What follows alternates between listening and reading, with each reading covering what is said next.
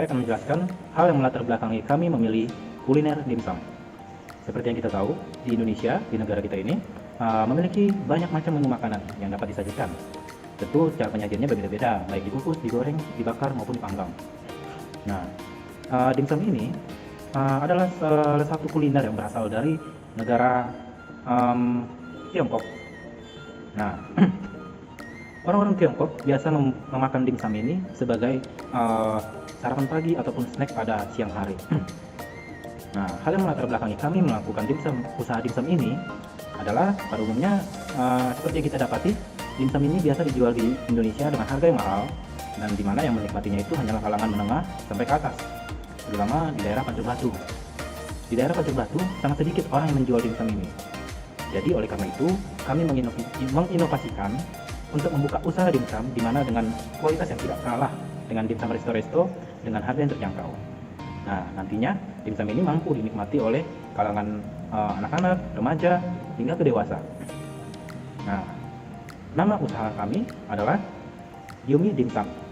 Tentunya dibuat dengan bahan-bahan yang segar dan tanpa bahan pengawet. Nah, adapun visi misi dari usaha kami ialah visi menjadikan dimsum sebagai salah satu produk makanan yang paling disukai oleh masyarakat kota Pancur Batu dengan harga terjangkau dan juga tanpa bahan pengawet. Nah, misi dari usaha kami ini adalah mengutamakan kualitas produk menggunakan bahan-bahan berkualitas dengan harga yang terjangkau. Yang kedua, memberikan pelayanan terbaik dan ramah tamah kepada konsumen sehingga konsumen dapat terpuaskan atau dengan senang. Yang ketiga, menjual dimsum dengan kualitas baik dengan cita rasa yang berbeda dibanding dengan dimsum yang lain. Nah, di sini saya akan menjelaskan mengenai gambaran usaha kami. Usaha kami sendiri bergerak di bidang kuliner, di mana ialah dimsum. Nama dimsum kami ialah Queen Dimsum. Nah, dimsum ini sendiri kami berjualan di lokasi di Ladang Bambu, Kecamatan Medan Tuntungan, Pancur Batu. Nah, dimsum merupakan makanan kecil yang cara pengolahannya itu dikukus dan disajikan dengan saus sambal, yang dimana saus sambal ini digunakan sebagai penambah rasa pada dimsum ini. Nah, dimsum ini memiliki ukuran yang kecil tapi memiliki nilai gizi yang tinggi. Jangan salah, oleh karena itu dimsum ini kecil-kecil memiliki nilai tinggi yang bagus. Nah, dimsum ini sendiri dapat dikonsumsi oleh berbagai kalangan, mulai dari anak-anak umur 6 tahun ke atas hingga orang dewasa. Dimsum ini sendiri juga dijual dengan harga yang sangat-sangat terjangkau, yang bisa dibeli oleh siapapun, tidak menguras kantong masyarakat, terutama masyarakat yang berada di daerah Pancur Batu dapat menikmati dimsum ini. Nah, Queen Dimsum ini akan melayani berbagai produk, berbagai varian dimsum, yaitu dimsum ayam, dimsum kepiting, dimsum udang, dan dimsum rumput laut dengan varian harga yang berbeda-beda juga tentunya. Baik, kita akan masuk ke analisis pesaing. Sebagai bisnis baru, tidak dapat kami pungkiri bahwa Yummy Dimsum ini harus bersaing dengan para kompetitor yang menjual produk sejenis ataupun dengan pebisnis dengan makanan ringan lainnya. Nah, pesaing utama kami adalah pesaing yang menjual usaha dimsum yang sudah ada terlebih dahulu. Di antaranya, kami ada membuat 3 pesaing. Pesaing pertama adalah Tarigan Dimsum, lalu yang kedua ada Dimsum Citra, dan yang ketiga ini pedagang jajanan sekitar lokasi usaha. Nah, dari 3 pesaing ini, mereka memiliki keunggulan dan kelemahannya masing-masing. Jadi, oleh karena itu, kami melakukan analisis SWOT, yang dimana Yummy Dimsum yang kami akan jalankan ini akan memiliki faktor juga.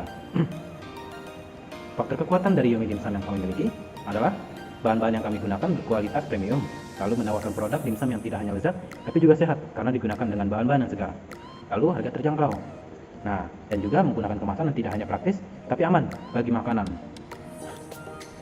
Lalu, rasa saus yang akan kami produksi adalah rasa saus yang bisa dikatakan berbeda dengan dimsum lainnya. Lalu, pembuatan dimsum ini 70% daging asli. Nah, 30%-nya itu adalah bahan pembantu. Tapi dengan itu, kami juga mendapati kelemahan dari Yumi Dimsum ini, yaitu minimnya pengalaman dalam menjalankan usaha. Nah, tentu sebagai dalam membuka usaha yang baru, kami pasti memiliki minim dalam pengalaman usaha menjalankan usaha ini. Jadi tidak dapat kami pungkiri, dalam menjalankan usaha ini kami akan mengalami kesulitan dalam menjalankannya karena minimnya pengalaman kami. Nah, lalu yang kedua kelemahannya adalah harga bahan yang cenderung naik turun. Nah, di sini harga bahannya itu terutama pada daging asli itu, harga daging itu cenderung naik turun apalagi mendekati hari raya. Nah, kami juga memiliki peluang, diantaranya dimsum kami ini akan bermitra dengan para reseller.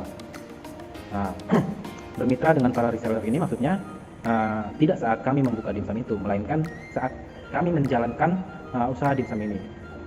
Nah, lalu kami juga memiliki peluang bahwasannya perilaku masyarakat Indonesia akan sangat responsif terhadap budaya atau kuliner dari luar.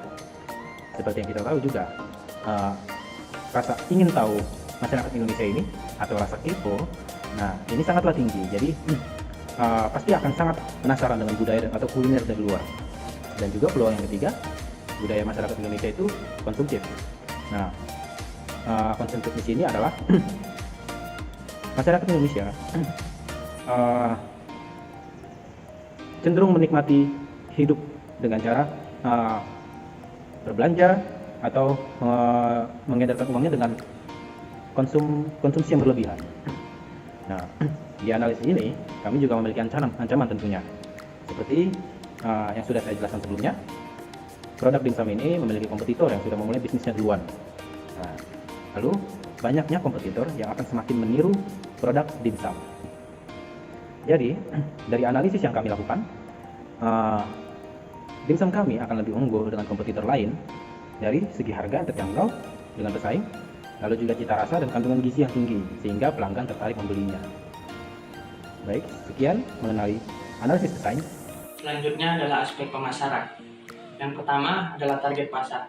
Dalam menentukan atau mengidentifikasi target pasar, kami melakukan beberapa segmen pasar. Di antaranya adalah yang pertama adalah usia. Baru yang selanjutnya adalah gaya hidup. Selanjutnya yang ketiga adalah lokasi. Yang keempat adalah penghasilan. Dan yang kelima adalah preferensi makanan. Dari kelima segmen pasar tersebut, kami dapat menentukan target pasar kami, yaitu masyarakat atau konsumen yang bertempat di daerah Pancur Batu. Yang kedua adalah masyarakat atau konsumen yang gemar hobi jajan. Dan yang ketiga adalah masyarakat atau konsumen yang suka mengonsumsi makanan non-goreng. Yang kedua adalah strategi pemasaran. Setelah menentukan target pasar untuk produk dimsum kami melakukan dua strategi pemasaran. Yang pertama adalah strategi langsung dan yang kedua adalah strategi afiliasi. Untuk strategi langsung, kami membuka stand atau outlet di daerah Simpang Tuntungan. Sementara untuk strategi afiliasi, kami akan bekerja sama dengan para reseller yang berada di daerah luar Pancur Batu untuk mengembangkan atau memperluas produk dimsum.